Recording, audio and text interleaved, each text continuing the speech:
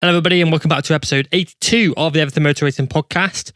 Unfortunately, obviously, we've got Manuel Gonzalez on the podcast this weekend. Unfortunately, I forgot to record his opening 1 minute of audio because I'm a genius like that.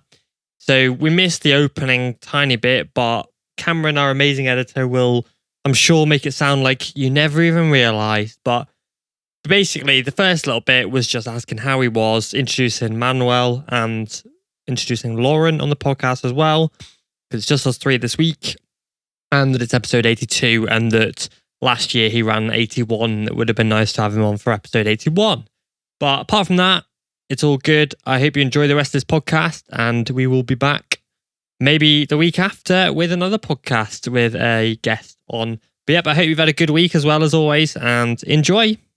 So what kind of things are you doing to actually prepare for next season? Because it's a bit of a different year for you, because last year you were kind of a rookie in Moto2, but now you've got a full year under your belt. So what are you doing anything differently for it, or are you just kind of chilling? No, I think it's completely different because starting from the mentality, my mentality and the team mentality is completely different, because last year it was a rookie year for me, but also for the team. So everything was very calm at the start. We just work race by race, not panicking with wrong results or bad results.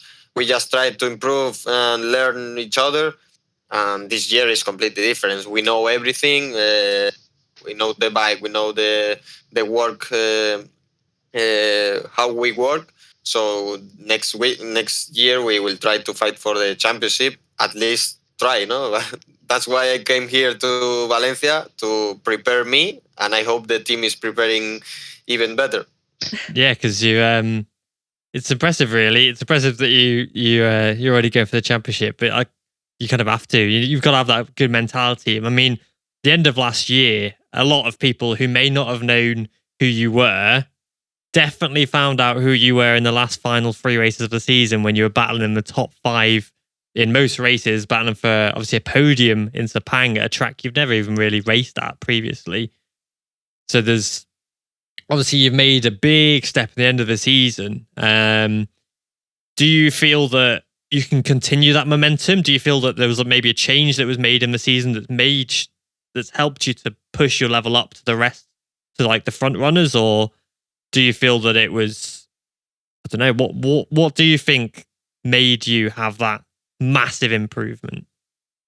I think it was not that big change, because some races like Barcelona or Silverstone, and my pace was more or less similar to the difference I had in Valencia or Phillip Island. I think just the difference was that we take everything together for the race, and everything came good in the weekend. We work in the good way. The setting of the bike was much better, and I was more experienced with the top guys fighting, no? But as I've said, in Silverstone I was very close to the front. Also in Barcelona, I think just in the end we did everything good, and the result came. Yeah, I think it's interesting, because obviously you've come into the series as a rookie this year, obviously in last year. Yeah, no, it was this year. This year in Moto2. I keep forgetting what year we're in. And it's incredible, really, because you've basically jumped off a Supersport machine that is completely different onto a Moto2 bike, which a lot of riders struggle with, and a lot of riders, when they go the opposite way, they go from Moto2 to Supersport, often find that a lot easier. What and obviously you did some races for MV Agusta last year as well, but what were your first impressions of the MV Agusta when you rode it last year, and then how would that compare to, say, a Supersport bike, and then the Calyx on top of that? How would that then compare to the MV Agusta? Starting from the Moto2 bike is different to every bike. Also for MotoGP, for Moto3, nothing is similar to the Moto2 bike. Is from the chassis and to the tires. No more the tires, but the Supersport bike, every rider that takes the bike coming from Moto2 is very, very easy because the riding style in Supersport is natural. No, you push the bike, it responds to you, the movement of the tire, the braking. You can be aggressive. With the Moto2, you just have to do a specific riding style. You cannot push the bike in some corners. Maybe in others you have to push and do things that you don't think that it was good to do. No, I talked with Augusto Fernandez in Italia in the ranch in the race of the Valentino, and he told me that the MotoGP is much more natural, like a normal bike. I think the tires are everything in Moto2. The Dunlop tires is I don't know how to say, but too bad. No, it doesn't show you the feeling of the bike, the movement. So you have to ride in the way that the bike asks to you. No, the Calex guys from the factory, they always say that the limit of the bike are the tires. They say the bike can go much more faster, and all the riders, we know that the bike can go much faster with other tires or with better tires, but the limit of the category is there, the tires. So that's why everyone is very close, always in the qualifying, in the race, because the limit is there. And if you try to push in places that is not necessary, you can crash or you go slower. So it's a very completely difficult thing, but it's like this. Yeah, because I remember when you move. Well, not when you moved, but when you're in Supersport and you did obviously the races on the MV Augusta, and you said I spoke to you about the tires, and you said like the working area of the Dunlops compared to the Pirellis, especially, is like tiny, minuscule. Which is it must be, I guess, difficult for you guys. I can do I don't know. In Pirelli we use the STX 0 and 1, and in Dunlop we use a lot of numbers. But to compare, maybe the Dunlop tire, the soft, is like a SC5 for Pirelli. It's that hard that you don't feel nothing. The tire from the start to the end is always the same. I don't know. We always say that we need a change, but Dunlop say that the tire is very good. So always it's like this. Yeah. Of course they'd say that. It's their tire. Yeah. But well, it's like, no, carry on. I was just going to say then, moving them from Supersport to Moto2, the first time you got on a Moto2 back then, what was going through your head when you had to test those limits of the tires? Like, what were you thinking? At the first races, I just tried to ride as I know, because also at the start of this year in Qatar and these tracks, I knew that riding how I know, I could be faster than trying to change the riding style, because it's much more longer way. No, so the first races I just tried to go as faster as I can with what I know from Supersport. I knew that I had that 0.6, 0.7 of space that I couldn't improve more, but I had to do like this, and I improved the riding style doing races. At the end, I was talking with my technician, and I said to him, now I ride the Moto2 not thinking how to ride, no? Like, I ride the bike, how is riding, no? I know that the last half second, you taking points, always details, no? But it's very, very different. My riding style from Qatar to Valencia, now I know how to ride. It's not that I ride thinking the bike. I just go and I brake smooth. I give the gas with the bike in the good position, and in the first races I tried to do it, but it was not the good part, so I just tried to go as I know. And also that's a good point for the evolution of us in this year. Yeah. Would you say that your riding styles changed much over the year then, or do you think you've stayed quite true? No, it's changed, yeah. I think it changed a lot. Yeah. You know, we had 19 or 20 races, so Yeah. a lot of laps I did in the bike. So finally, in the last part of the season, I think that my riding style was pretty much more for the Moto2 than for the Supersport. I didn't try the Supersport again, so maybe I go to the Supersport and I ride like a Moto2 and I go a bit slower, no? So, but now I race in Moto2, so I have to ride like the Moto2 bike. Yeah. That makes sense. Yeah, because I don't know, with the Supersport, do you feel that in terms of like the championship from Supersport Moto2, do you feel that where do you feel happier? Like, do you feel that maybe you had a bit more potential over on the Supersport? Or do you feel that Moto2 was the right step for you in your future? Because obviously you're quite young anyway. So No, I had the objective to go to MotoGP. I knew that going to MotoGP was possible from Supersport to Moto2 easier than from Superbike to MotoGP. The moment you go to Superbike in a good team, it's a bit difficult to jump to the MotoGP. No, they in the MotoGP world they see the Superbike like a bit down level and everything, but now I see everything, and the level of Superbike is incredible.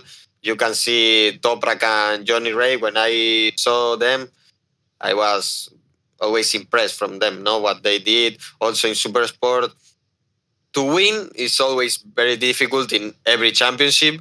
Just like in Moto2, you have 20 riders in the same level, and in Supersport you have 5. No, that's the difference. But to win, I think is the same difficulty in both championship. yeah, that makes sense. That makes sense. And so you say obviously you came to Moto2 basically because you wanted to obviously pursue your dream of riding a MotoGP.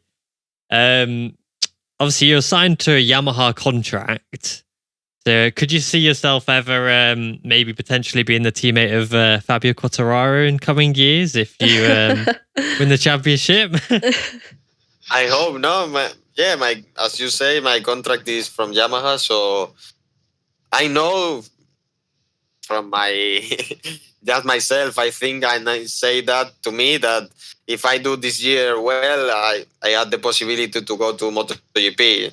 Of course, they don't say to me because I'm the rider and I have to concentrate to win. But I know that they are behind looking.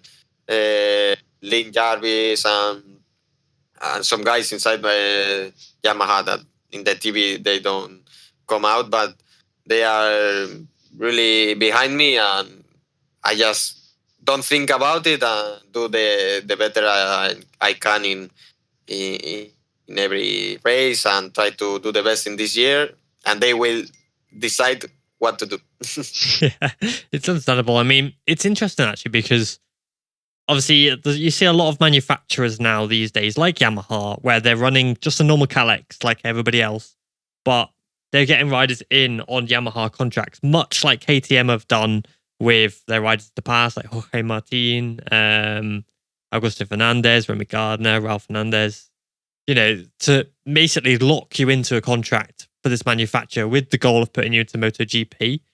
So it is interesting to see what Yamaha have done in this way, and you, without trying to like, I don't know, improve your ego a little bit, you've been an emerging talent the last few years. Obviously, you're already a world champion in the World Supersport 300 class, and Yamaha then deciding to basically lock you into a contract like that, where you have the potential to move to MotoGP, is very promising, I would say, for you, especially to create a brand new project with under VR46's Mastercamp as well. How did that even come about? Like, because obviously you were racing for the Park and Go squad in World Supersport. How did the whole Yamaha VR46 Moto2 project even start? They were already in the FIMFEB championship. Yeah. But this step to MotoGP, it was I think it was a bit everything a bit fast, more coming from Japan. No, they were thinking to do a project like KTM taking younger riders to jump to MotoGP with a good base. No, if they take the riders from MotoGP, they don't have a good young rider base like KTM. So and they have to evolutionate in MotoGP. If they start from Moto2 with the riders, I think it's much better. No, so I think this idea came more from Yamaha factory from Japan. That's why two Japanese guys come to our races to control everything, to control the project. But for me, also, I think it was very fast. They told me this team is going now to Moto2 and they want you to race. But for me, it's very good. No, I had the opportunity to go to Moto2 and I know if I do well, maybe MotoGP in the future. But now we have to think in the present. It's an interesting kind of thing they've done, especially because you've got Kota Nazane as your teammate for next year, who's, for many people who don't know, he's the Yamaha MotoGP test rider, or one of them. Has also done 2 years in World Superbike with Yamaha. So it's a fully Yamaha project, this kind of thing. What are you looking forward to racing with Nazane next year? Because he's obviously going to be like you as a rookie coming from the Superbike Championship, but he's got a lot of experience in different areas to you, which adds a really strange dynamic, I think, because he's a Superbike rider, he's a MotoGP test rider, to then go to a Moto2 class with a very young teammate. What do you think you can learn from him next year? And are you obviously excited about the prospect of having him there? I think I don't have too much to learn from him. Do you think you're going to teach him things about the Moto2 bike? Maybe more, maybe much more. Yeah. Yeah, because he's a bit old, I think, to come to Moto2. If I was Yamaha, I would stay with Kubo because he's a very nice guy. He always gives the maximum he has, no? But they did this change. I don't know for what, but I hope that Nofane has a better level than Kubo and can help me. But I'm not too. I don't know. I think it will be the same or even worse. No, I know he did 2 or 3 years in Superbike, but his level was there in the back. So I don't have a lot of expectation him to be fast in Moto2. He's like this, but I hope he's fast and can help me. Yeah, it's strange because he's a Japanese Superbike champion on a Superbike, but I don't know, it never really translated in the World Superbikes. And then now they put him in Super Moto2. We're never riding it. For me, I'm like, and a lot of people, it was like, this is a weird decision. Especially because Kubo did well in the last few races. Kubo's been with the project for a number of years, racing obviously in the Fimchev for a long time with the team, before they obviously moved him up to the the Moto2 class. But it does seem like a strange move. Like I can't really understand it myself, and you can't even understand it either. It's just makes it more confusing. Yeah, it's oddly strange. So I wanted to move on and kind of take it back, take it way back to kind of where you very first started riding motorcycles and kind of got into this world. What was it that got you actually into racing, and what kept you racing? Everything came from my parents. Before that I get born, my mother was already going to the circuits with my father for him to race here in Spain. And when I was 1 year, I was already going to the tracks here in the bikes. I always wanted to go over the bike. I broke a lot of tire warmers because I escalate the bike like this. I put the feet in the gear, and when they put on the bike, it was the gear inside. So I broken a lot of tire warmers. But when I was 3 years old, my father gave me my first bike, my first pocket bike, and like we start like a hobby. We like a lot from him. For me, year by year, we were improving, going to Spanish championships here, and a bit long career, but I'm really happy about it because my parents share the same passion like me, and maybe my father even more because he's crazy with his work. I think he does more things to me for the bikes and my trainings that for his work. It's very, very nice. Yeah. Like you are his job, basically. Yeah, he focuses more on that. Yeah. Yeah. I didn't realize like your dad used to race. That's pretty cool. Was it in like the Spanish national championship, or was it just as a hobby for fun? No, he did regional championships near here, but no, not big level. Mm.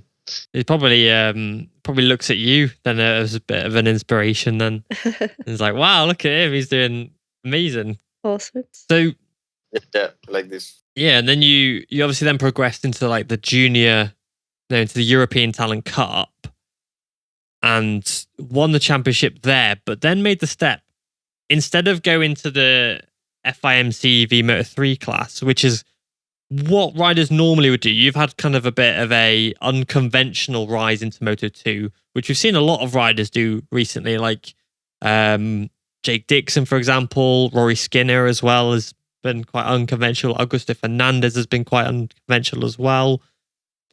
What was it actually made you decide to move to the Supersport 300s and not to step up into the Junior Moto3 World Championship? It's very, very easy. You know. Yeah, I already know. The money. Yeah. To go for Moto3, I had to pay much more than I had. So I had the opportunity to go to 300 without paying with the team I was, that he helped me a lot from the Spanish championship. So I go there because I had no other opportunity. I knew that the championship, the 300, was a bit sad to me to change and go to the superbike paddock, but finally it came very, very good. So we changed again to Moto2. So the pace, I told this with my psychology. I don't know how to say it in English. Yeah, psychologist. Yeah. With my psychologist, like a lot of years ago, he showed me in a piece of paper. He drew a straight line. He said, "This is the pace that if you have money and you are the best, you can do. But the normal thing is to do like this, like this." And finally, I did like this, but you can arrive to the point you want, and even with more experience or with more power to arrive. So we did that way, and I'm proud about it because everything went good. Yeah. Kind of. Sorry, Karen. No, I was just going to say, I was completely different spin on it, but you said about speaking to a psychologist. Is that something that's helped you a lot in your career to help you sort of work out where you want to go and where you want to be?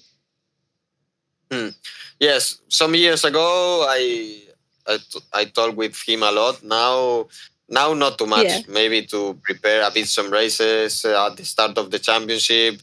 And if I had some problems, I talk with him. But now I don't have a lot of necessity to talk with him because we work a lot of years. So we work almost everything. But when I started in the Spanish championship and those years in the European Talent Cup, he helped me a lot. Also managing the championship when I was first, controlling all the situation in the weekends, in the trainings. I think it's much more important that the people think to have a psychologist helping you. Not that you have problems, just to concentrate and have all the things you need to do in the right moment, in the right position, so you know how to do it. For me, it was very useful, and I think now much more riders are starting to work with them.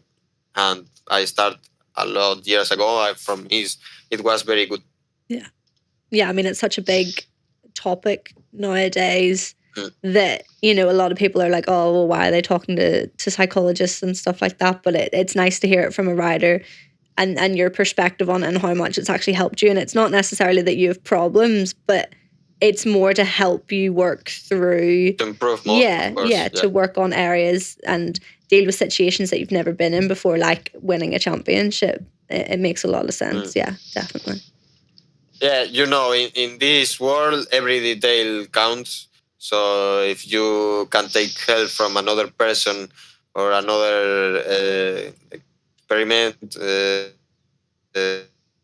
person, you have to try. And if it's not good for you, you can. But I think that this thing went good for him.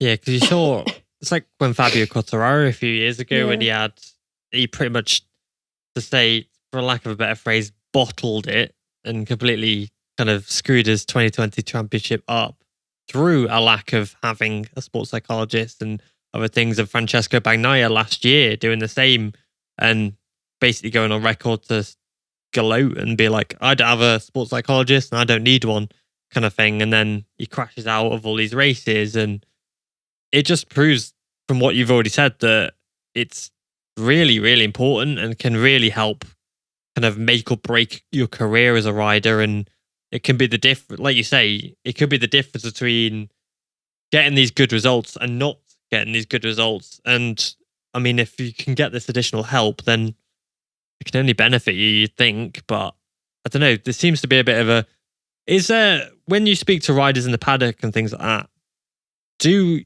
a lot of them have sports psychologists, or do a lot of them think it's like, I don't know, like you're like a worse or a, you know, you're like, oh, you've got a psychologist? Yeah, like it's a weird thing to have, or is it more normalized? Yeah, it's a bit weird. Really?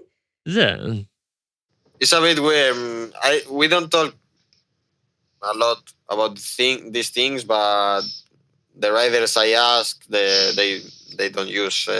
Alonso Lopez start with one year ago, so you can see the difference. His mentality before was a bit a problem for him. I know he was a very strong rider, but he did some things that it was not in the right moment. So now he's doing the things in the right moment, and I think this helped a lot to him now to be in this level. So I'm going to ask a question now that it's a difficult question. I don't like asking it, but obviously you do a dangerous sport and things can happen you're playing with your lives every time you go on track. When these events obviously tragically happen, when you speak to us, do you need the psychologist to help you with these things as well? Because I know that obviously you riders, you can just forget these things. These things happen and you're like, okay, I'm going to race, forget about it. But do these things ever build up on you? Do they ever like stay on your mind when you're on track? I know, like, for example, when Bagnaia crashed out of Mugello last year after we lost the Pasquier, because he just lost it in his head completely. Do you ever need to speak to your psychologist about this as well? I don't remember, but last year when Viñales dead in Jerez, the race we didn't know if it was going to race or not. He talked to me and we talked a lot about this thing. For me, it's not a big problem because maybe my emotions are not too outside, or I don't know how to explain. But of course, when it's close to you, it's a hard thing to happen. But we talk a bit, and it was a bit difficult, of course, to race next day. But when you put the helmet, for me, it was always the same. I concentrate the same. And when you go to the street with your car, you have more possibilities to have an accident than go to the racetrack and race with other guys closer. on it can happen always. So when I go to the track and race, I don't think about it because it's my sport, and it's like another guy doing jumping in the mountain. He can crash maybe even easier. So you cannot think about it because your level and concentration can get down, and it's even worse to you. Yeah. You guys are crazy. That's what I'm thinking. A lot of people that I've spoken to say that, like, once you put your helmet on or once you get into the zone, you're just in it. And for someone on the outside looking in, I can never wrap my head around how a rider is able to, like, switch off their mind and just completely focus on the race at hand. Like, I don't know if you can explain it, but how do you, like, set those things aside and just focus 100% on the race? I don't know how to explain, but it's like it just happens. Yeah, I put the helmet, and my head is only thinking in the bike, and in the track, and in the things I have to do. But it's our life, our passion. So for us, it's very normal. Yeah. I think that's why it's so weird for us, like, to understand how it works. Yeah, crazy. So we'll mention it now because we're on the topic. Obviously, you were quite vocal earlier this year, and we spoke a bit about it as well. About obviously when these tragic events have happened, and the organisers of the sport kind of don't care. It seems what it comes across as, like, they kind of make the social media post, they'll do the 2-minute silence, and then they kind of just forget or anything. What were your thoughts on it? Because I know, like I said, you made some tweets as well, and you were quite kind of vocal on it. What was your kind of angst with the whole thing? It's a bit difficult to talk about this, no? But as you say, to see from outside, it's like the organization, they don't care about it because they were not riders, or they don't know how to manage this. But for the riders, we have the danger thing there is we can crash and in the next lap or in the next race. So of course it's a thing that everyone can want to change, but we don't know how to change. So I want the organization to care more about this. No, not just to try to change how to manage this. Don't know. It's very difficult to just to try to prevent this a bit more. When there is a crash, put the red flag even faster, or the messages in the dashboard that they were thinking to put. But they have to work more about this. Not just like say the week later of the crash and forget forget about it. They have to work the every year, every month to try to change this and try to invent more prevent things to do this. I don't know how to do, but they have to work more about this because every year there is a mortal crash, and we don't want this to happen. Yeah. So I just want them to care more about this and work more in this area to prevent the crashes. Yeah. I think this year there was a lot of issues with red flags in Moto2 especially. Phillip Island. Yeah, to name one. I mean, there was loads. That was very bad. Yeah, I mean, there's too many to even think of right now. But as a rider, being in a lot of the races that had issues, how did you find that when there was a lot of races that maybe should have been red flagged or were red flagged too late? Like, what was your opinion on how that was handled this year? You know, I think that they don't change this because it was a lot of years that it don't happen in MotoGP. Yeah. When this will happen in MotoGP, they will work about it the time they need. Yeah.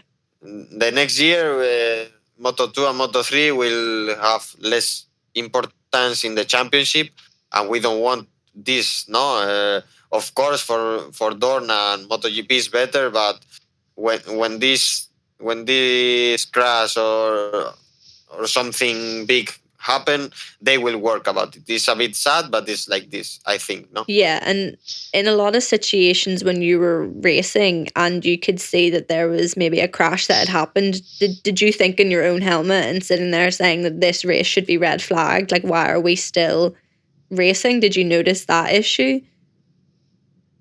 No, I just see the crash, but I don't. Yeah. I forget the next lap because it's something that the race direction has to think about it and not the riders. Of course, if they put a button in the bike and half of the grid touch the button to put the red flag, but maybe it's too late to do it. So race direction has to work more in this area and not just focalizing in finishing the race or doing TV things. I don't know.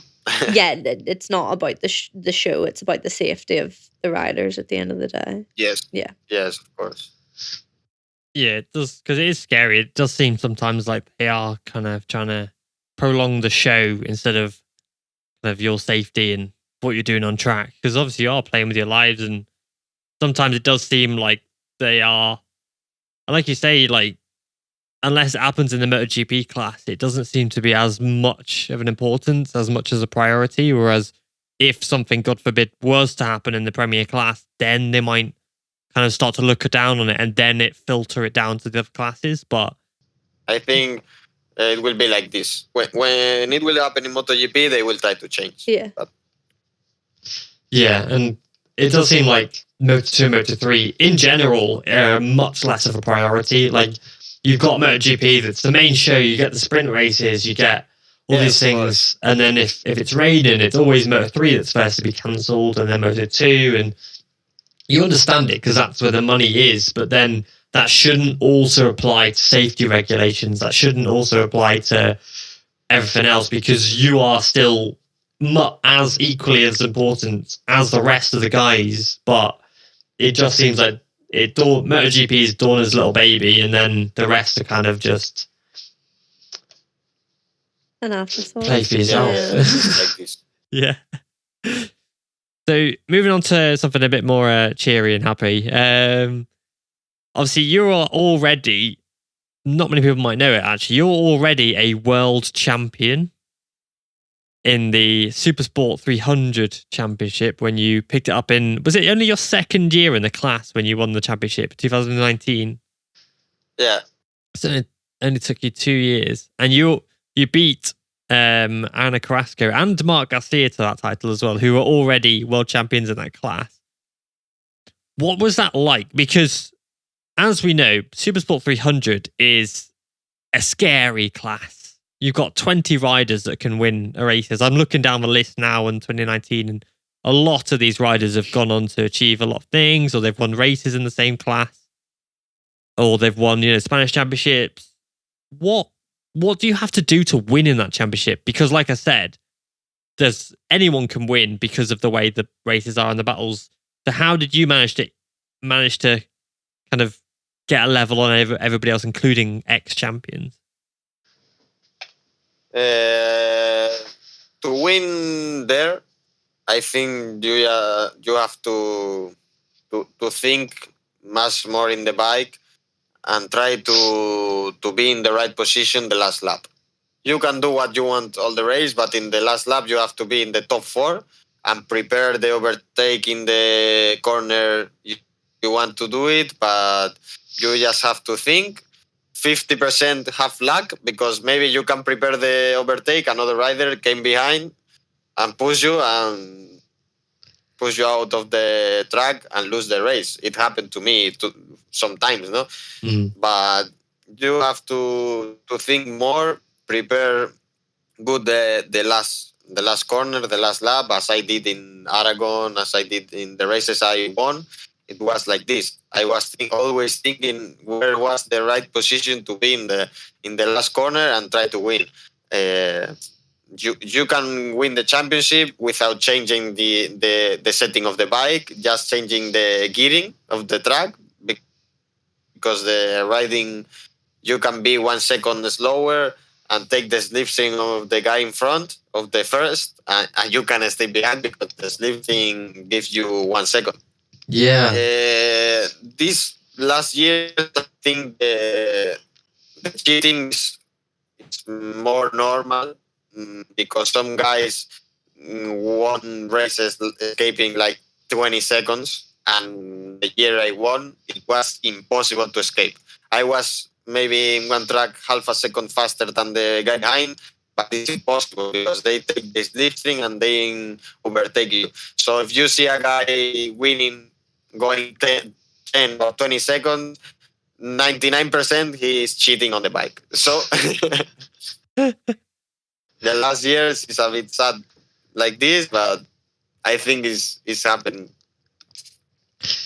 Yeah, it's an interesting class, actually. That you say that, because Also these last years, the riders are much more crazy than when I raced.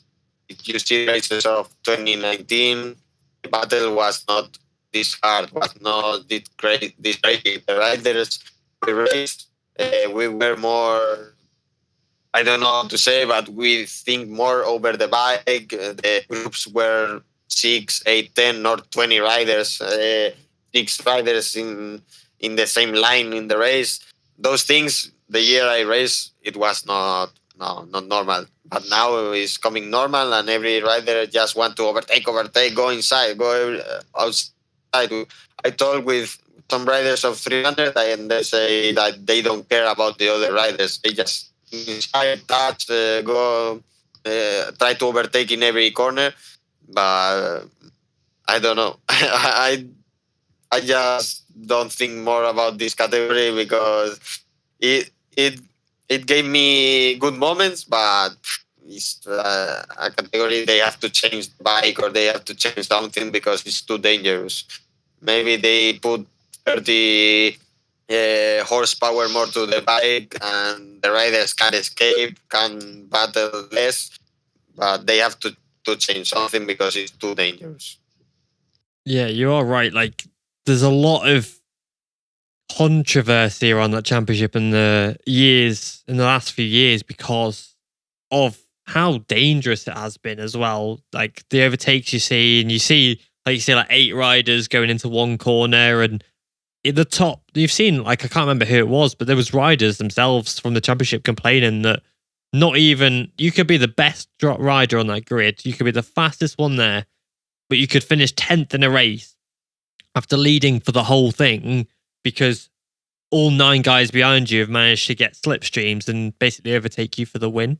And then, like you say, it's hard to escape because every corner you've got somebody dive bombing you or crashing you off, and not only that, it's hard to get out of the class. Like, you are one of very few riders in the previous years to get out of the class and progress upwards. You go through the list and you've got behind you Scott Derue. So when you won the championship, Scott Derue second, who's retired now and races in IDM sometimes on a 300. You've got Anna Carrasco's in the class a few years and then moved to Moto3 now. Andy Bedoya, who did step up. Victor Steeman, who was going to step up, but was still in the class this year. Mark Garcia, who's already won it and is still there now.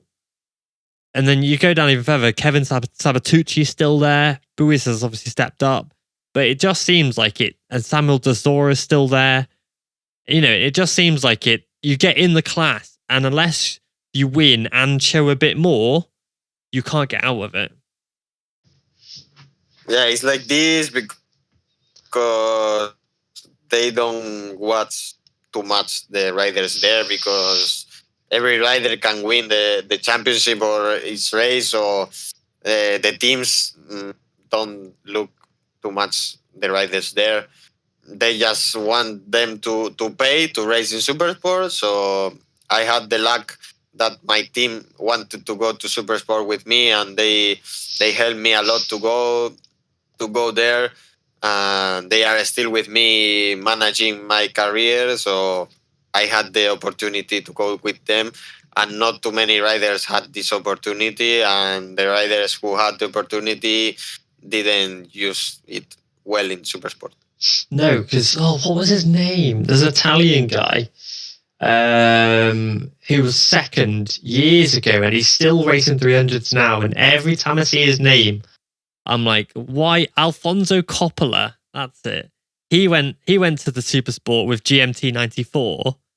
Didn't do very well, and now he's just announced the other week that he's racing CIV 300, so in the Italian championship for it, and does wildcards and doesn't do well. And it's like you just can't get out of it. You just it's. Yeah. But I think you are probably the most successful rider to leave that championship and go on to do other things. Obviously, you've got Ana Carrasco in Moto3 now, but obviously you're in Moto2 now, battling for the top 5. But yeah, yes, it's hard, but it's like this. If you win there, you have to show something in Supersport. Or if you have the opportunity, or if you don't have the opportunity, just try to win everything. It's the only thing you can do. Yeah, literally the only thing. I'm even looking through names, and a lot of them are retired now. Borja Sanchez. Oh no, he's still racing. Sorry, Robert Schrottman is retired. And you're like, and he was young. Maximilian Kapler. It's just crazy. It's nuts. But when you did go to the Supersport 600 class, was that like a breath of fresh air for you? Was it kind of when you go out from fighting in these dog pits and then stepping up into that class where you've got experienced riders who've raced Moto2? You raced against Domi Agata, Jules Cluzel, Ertl, obviously Chanonsu, Caracazzulo, all these riders who are very good riders. I bet it was like a breath of fresh air, like I said. Yeah.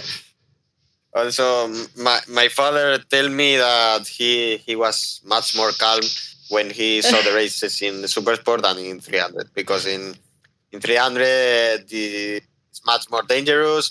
And when I went to the Supersport and I tried the bike, I was thinking, fuck, this is a racing bike. Not the 300 is a street bike. Yeah. When I did a test with the Supersport, maybe the first test, and my teammate was still in 300, and they told me, try the 300 again. I say, no. I will not try this shit bike again. I just want a racing bike, not a street bike. Yeah. Amazing. Yeah, it must have been because you went straight to the Kawasaki, didn't you, instead of the Yamaha? And obviously that was when Yamaha were absolutely dominating. You still did exceptionally well. You finished every race. You're in the top 10 for every race as well as a rookie, which is superb. But then what was the influence to then change from Kawasaki to Yamaha? Was it literally just because everybody else was using Yamaha, or? No. The thing is that Yamaha came to me and wanted me to race in a Yamaha team. They wanted me to race in GMT 94. But my team said, no, we changed the bike and he stays with us. So for me it was better, for Yamaha was better, and for my team was better. So we just changed the bike, and everyone happy. Yeah, all smiles and rainbows after that. Okay, I didn't know that. That's interesting. Yeah, because are Park and Go still going? I don't know if they are now. Are they as a team? No.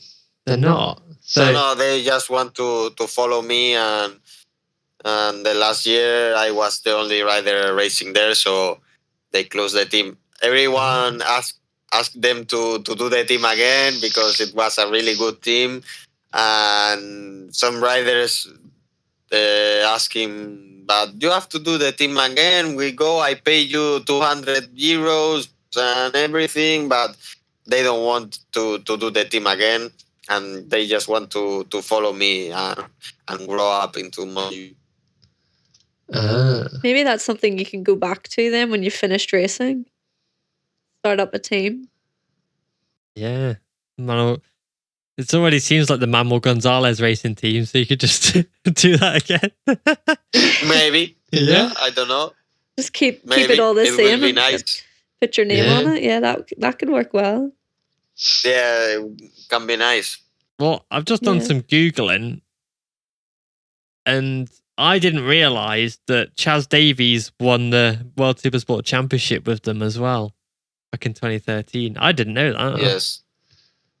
Yeah. So that's Yeah, when he won, and the next year they moved to Superbike, and he did maybe 1 or 2 years with the BMW and yeah.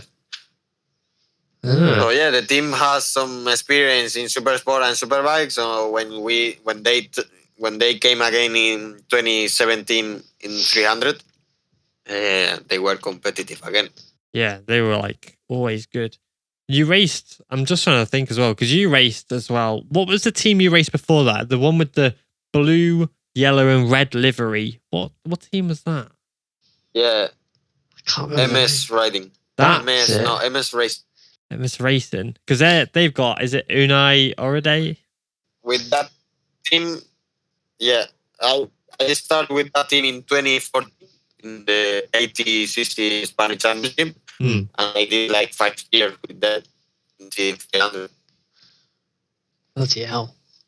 Yeah, because that was the one that obviously you had a lot of Spanish riders that like Mark Garcia won the championship for them after doing a wild card at the opening round of the season and bloody winning the entire thing. Which is crazy. I mean, it must be like cool for you to look back and see kind of how far you've come, especially with the championships you've done, the riders you've raced against, and the adversities of racing in that 300 championship now. Do you feel that, obviously, your entire career up to now, do you feel that gives you maybe a bit more of an advantage against the other riders because you've had to come the long way round, whereas these riders have kind of just gone up the normal way? Do you feel that gives you a bit more than your competition? Yeah, I think so. I think that I have more experience in some things. No, I don't know. Maybe when I am battling for the championship, I can show that experience in some area. But now I learn everything each year. I learn one thing. So now I think I'm one of the most complex riders in Moto2. Of course, it's my second year in Moto2, but I did a lot of categories before. So for me, it's a very good thing for next year. Yeah. Yeah, absolutely. I like that you said when I battle for the championship. Yeah. Like you're so confident that it'll definitely happen. But I suppose going into any racing, you have to believe in yourself and you have to back yourself. But realistically, what are your expectations going into 2023? Like where do you see yourselves? Like right up there battling for the championship, or whereabouts do you think you could place yourself? As I said at the start, I am working to win the championship, and my mentality has to be like this. At the start of the championship, maybe to stay the top 5, like I finished this year, it's a good thing. But at the end, I have to be there. Next year, I think it will be one of the most difficult seasons in Moto2 because just the champion moved to MotoGP. From the second to the last one, we stay. So the level will be very, very, very high. Like we just said, there's so many that can win the championship next year. Who would you put down as your main rivals for next season? Who have you got your eyes on the most? As that's going to be your biggest competition? I think the 3 more difficult to win next year can be Acosta, Lopez, and Ogura. Yeah. Because Acosta is very, very fast in some tracks, in some situations, but in other tracks and in other situations, he can crash or he does bad. And Alonso the same.